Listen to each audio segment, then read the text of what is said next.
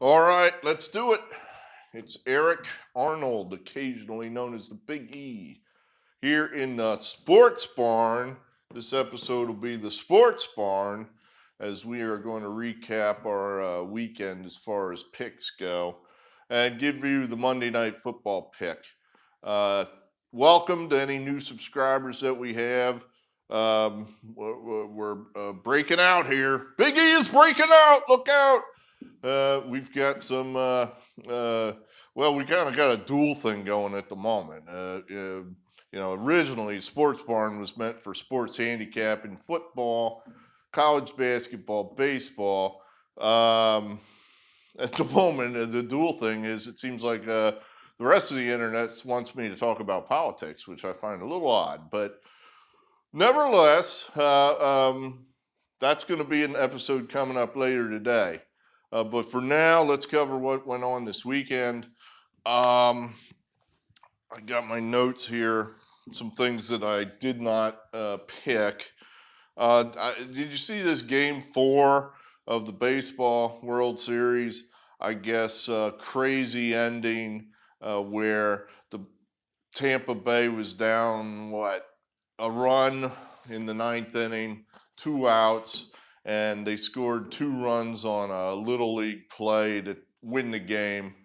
It was, I guess my thought was very exciting, but not exactly good baseball.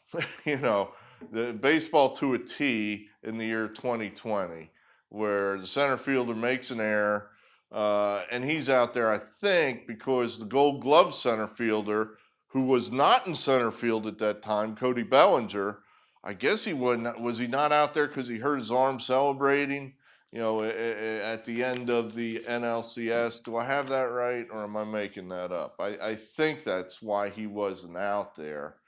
But he wasn't out there for whatever reason. His backup boots it. That allows a run to score. Then the Tampa's getting greedy and they're trying to get another run in. And that runner comes booking around third base and falls. He does the Daniel Jones barrel roll. Ass over tea kettle. So now the Dodgers got him. All they got to do is just get the ball to the catcher, and the dude's dead to rights in a rundown, and they throw it through the catcher. The catcher can't catch it. And now that guy scores, and the game's over. Crazy. It's like, all right, that wasn't even high school. That was little league. That was bad. So, I guess you can use a little folly every now and then to make sports exciting. And then I watched the Sunday night game, or I should say I watched the end of it. I watched the World Series game. Then I turned it over, and the NFL game's still going, which was unusual. And I don't know what to make of this Cliff Kingsbury at Arizona. My initial instinct is not a good coach. Wasn't a good coach in college. And when I say wasn't a good coach, he doesn't cover spreads. He's just another dude, scores lots of points, but gives up lots of points. So I'm watching this game, and now Arizona, they're in it with what's probably the best team in the NFC, the Seahawks, and they got a chance to tie the game, and they are driving down the field with no timeouts, trying to get a field goal. And I was impressed by the discipline that the Arizona offense showed. I thought, man, hallmark of a well-coached team. They ran the ball with no timeouts, and when you do that, the clock doesn't stop, so it's ticking down, it's ticking down, it's ticking down, and they've got to line up and spike the ball before it gets to zero, and that means all 11 men got to be lined up, and they got to hold their water and not go, because then you get a 5-yard penalty and then the 10-second runoff and the game's over. So everybody's got to have discipline, and you got to do it fast because they ran the ball. There was only I'm going to say 12 seconds left, and that's hard. But they did it. They spiked the ball, 2 seconds left. They kicked the tying field goal, and I'm thinking, I might have to adjust my thinking here on Kingsbury. And then in overtime, he did what they always do. Every coach always does this. And he's got a chance now to win the game. He's got the game-winning field goal basically, on his stick, and he's coming in on a breakaway, and he's going to jam it in the net, if you don't mind me mixing hockey and football metaphors. He's got no chance here to lose. He's going to win. And he pulls up. They always do it. Whenever they got that game-winning field goal, and they think, all right, I'm just going to kick the field goal and win. But you're not close enough. You're not close enough. He kicks on second down. It's a 41-yard kick, but it's second down. And of course, the kid misses. The guy misses, just because those game-winning kicks, they're not like normal kicks. They're not. I asked Marty Schottenheimer. He did this, I don't know how many times. At least once he did it, I think, and he blew his probably best chance ever to go to a Super Bowl. And yeah, I'm thinking, I'm going to create my own rule here. I'm going to create my own rule. Arnold's rule. One of probably many I'll come up with. But for now, here, mark this down, Arnold's rule. All things being equal, the chances of making a field goal vary inversely with the importance of the kick. In other words, if it's 48-2 and you're kicking a field goal to make it 51-2, you're going to make that. But when you're trying to make a kick that's going to beat your division rival, possibly be, as my brother said, a franchise-defining win, chances of making that kick go way down. And, he says, go ahead, you can just rip it from 41, no problem. So he misses, of course. And then they get lucky and get the ball back, and the kid gets a second chance, and he gets redemption, makes a 48-yard kick. Well, Kingsbury, why didn't you run some more plays and get closer? You were running through those guys like a hot knife through butter.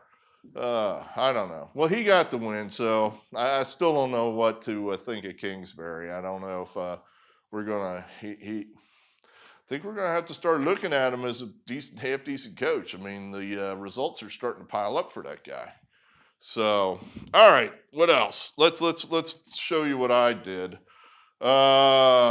See, we got. I think you can just barely see that. Sports Barn. I took the lieutenant down and I wrote Sports Barn. Then when we do our politics video later this afternoon, we'll put the lieutenant back up.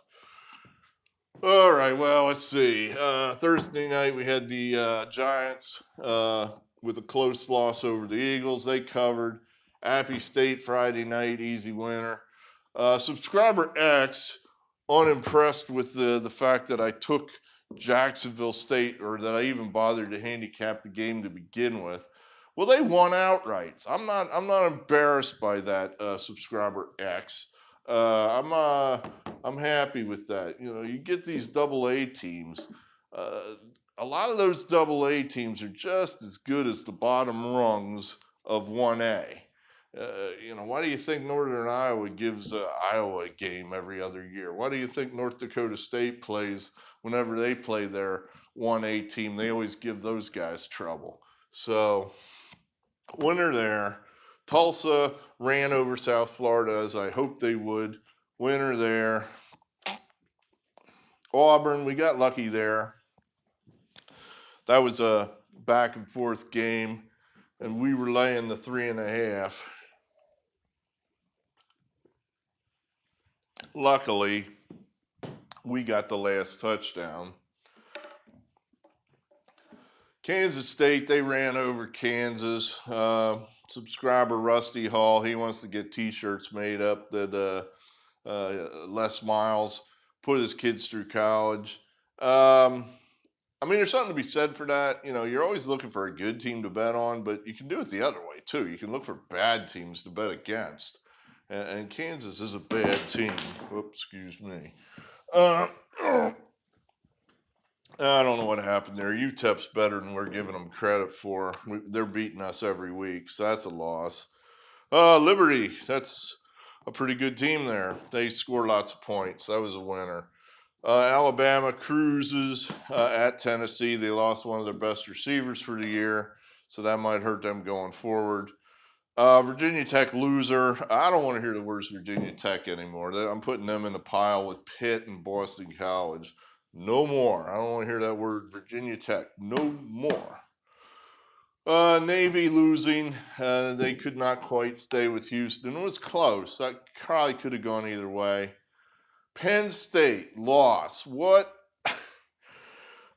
Before you guys kill me, you Penn State fans, when I said James Franklin is a good coach, and I get it. I mean, is it possible for two things to be true at the same time? In other words, he's a good betting coach. The guy covers spreads. He almost covered that spread stupidly, and be a bad coach. In other words, he blew that game. He flat blew it. I mean, you can't. I don't know what you do other than blame Franklin for that. He's got the ball. He's got it. 1st and 10. The other team had what at that point? No timeouts. You can't give the ball back to the other team there. You're up a point. You cannot score and go up 8 and give the ball back to the other team with giving them a chance to tie. You just don't give the ball back. Or if you do, you give it back with 20 seconds with them buried deep in their own end. So he scores. Let's put it this way. When you score a touchdown and the other team is going, yeah! That might be an indication you just screwed up. So that's what happened there. Penn State, Indiana wanted them to score so they could get the ball back down 8 and have a chance to tie. That's exactly what happened.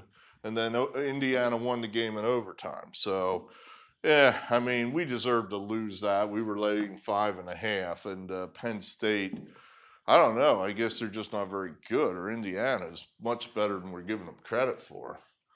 Let's see what else we got here. Another team I can't get right, Texas. They were able to outstrip Baylor.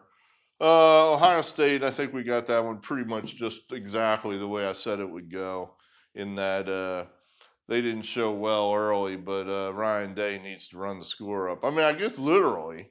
I'm not sure I agree with this. He scores a late touchdown. And then he goes to the media and apologizes to Scott Frost for scoring the late touchdown. It's like, of all the passive aggressive bullshit, I mean, come on, dude. We're apologizing now? I mean, damn it. I used to have Woody Hayes as my coach. He famously said after going for 2 against Michigan when he had a huge lead, they asked him, what'd you go for 2 for? He said, because I couldn't go for 3. And we have t-shirts that say this sort of thing. Now we're apologizing to Big Ten opponents that we score late touchdowns on them? Screw them. That's what I say. So, we covered a number, especially when you're going to end up in a room with people that may or may not, have seen the game, and they're determining your future as to whether or not you get in this playoff or not. Run it up. I want that score to be 52-17 instead of 45-17. I'm okay with that. And if Nebraska doesn't like it, play better. Anyway, winner here, I'm keeping this one. This number dropped. When I made the video, it was 3.5. It dropped to 3, and I think this place is under 3. And then Iowa State lost by exactly 3. So I'm keeping it because I saw 3.5 when I made the video. Plus, we need the win. So we're keeping it. Missouri, I'm happy with this one. I kind of was able to pull that one out of the air and get the right answer there. Missouri wins outright over Kentucky. West Virginia. This is one of our top plays coming up a loser. I'm starting to question my faith in this West Virginia team. I pick them every week and I say, I think that's a good team. And they've been screwing me. Maybe it's too soon for them. Let's put it this way. The thinking on West Virginia is I did not like the previous coach who's down at Houston now. I like the guy they have in there now. and it's not happening. It's not working. He's not winning yet. It might be too soon for him, or I'm just simply wrong. That could be it. Here's another winner. Again, Louisiana Monroe. I don't. Wait. I'm trying to think of the coach at Louisiana Monroe, so we can have T-shirts made up for that guy too. Oh, it's on the tip of my tongue, and I can't quite get it. So, at any rate, another one I'm pleased with myself. Michigan. I didn't realize that Michigan hadn't lost in Minnesota since the Carter administration. I didn't know that. So they go in there and do what they always do. Virginia, they hang close enough to Miami. They get the cover. Late night game here. We had this game. Louisiana Tech was up like 13 points going into the fourth quarter. Couldn't hold it. So, college-wise, I think I added it up. 14 winners, 7 losers. Salute. That's, I think, our first winning weekend all year. Pro football-wise, disappointed. We were a missed extra point away from getting this Browns game where Cody Parkey he used to kick for the Eagles. The Chicago Bear fans know Cody Parkey. He's the one that cost them the game against us in the playoffs, where he hit the post twice and missed. Cody Parkey giveth, Cody Parkey taketh away. So he misses an extra point. That costs us that win, and we get the tie.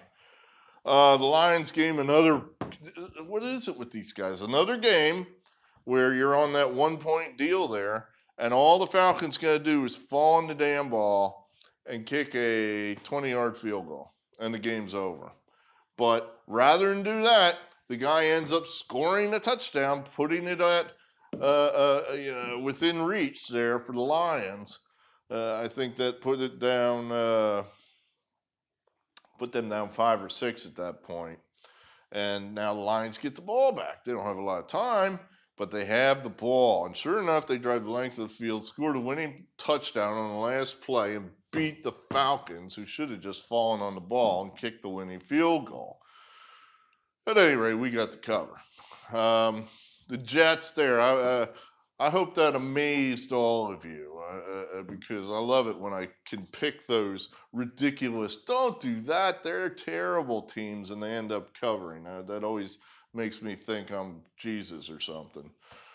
So we got the W there. The Packers, they got it done pretty easily. That's a good team, the Packers.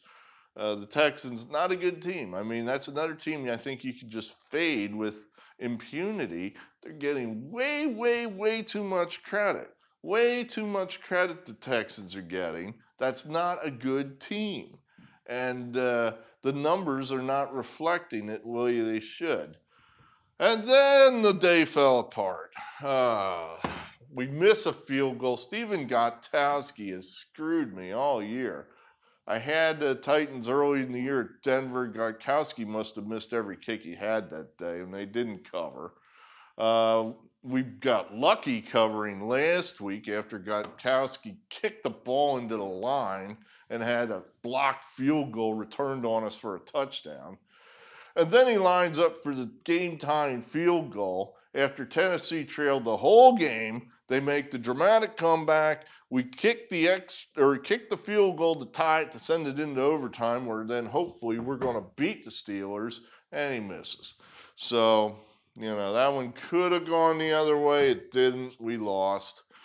And then the evening slate was just a disaster. Just bad handicapping, I guess.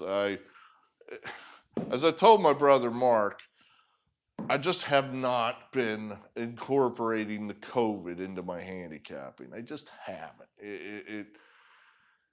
Maybe it takes too much time to keep track of. I don't know, but maybe I'm just pissed about the whole thing, and I don't even want to think about it. But I guess what happened here is that the Raiders had a bunch of people that didn't practice because of the damn virus. And then at the last second, we're given the green light to play. Although, oddly enough, I don't know if any of them were on the defense because they gave up like 45 points. So that was an L. I have no idea. I'm going to have to watch the highlights of this game. What is going on in New England? Bill Belichick, come on, man. I guess I was under the impression that he was going to coach up Cam Newton and get some football out of him. And Cam Newton might just be done. It just might not be any good football left in the guy. And bad quarterbacks can make anybody look bad. So that might be what's happening here. We just don't have a quarterback in New England. And Bill Belichick, the number is going to take a while to adjust to the fact that he doesn't have a quarterback. God, I don't know what we'll do this week when he plays the Bills. I can't even imagine that game. Here at Jaguars, no defense. We've had some luck betting against the Chargers, but they took us down there. We only lost by a couple points. Could have gone either way. We lost.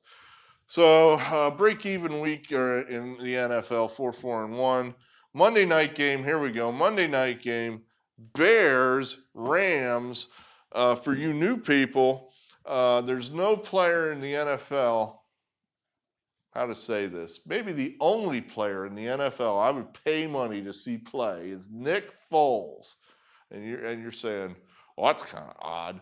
Remember, the barn is located here in eastern Pennsylvania, squarely within the Philadelphia sports sphere of influence. We are huge Eagle fans here, and Nick Foles is the man who got us to the promised land, who made us not losers. We are no longer losers. We have a Super Bowl championship, and no one can take it away from us. And it was Nick Foles that did it.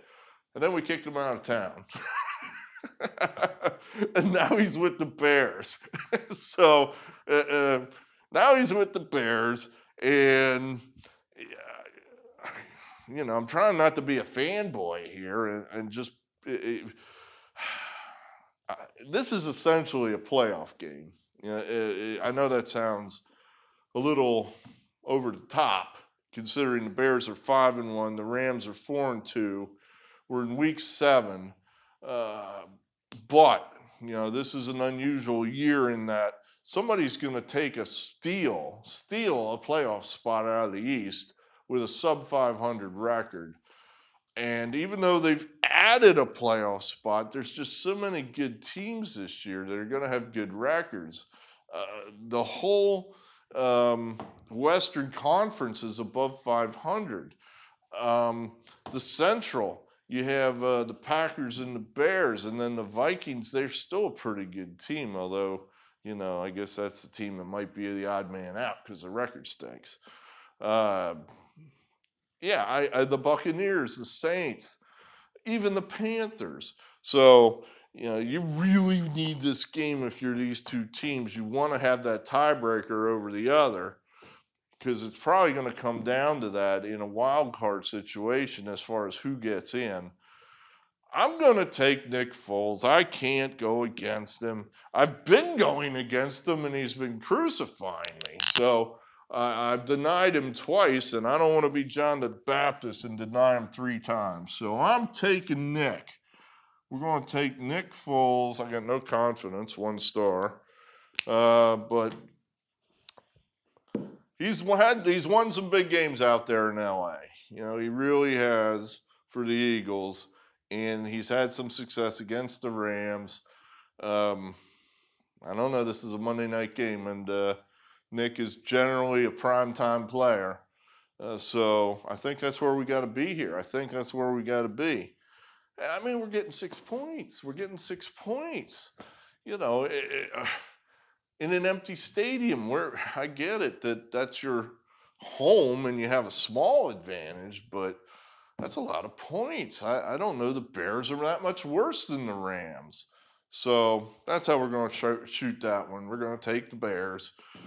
All right, there you have it. So let me go ahead and make my politics video. I stayed up, into the wee hours of the morning researching and coming up with something to talk about. The good thing about the sports is I can just riff and talk, and I don't have to research a whole lot.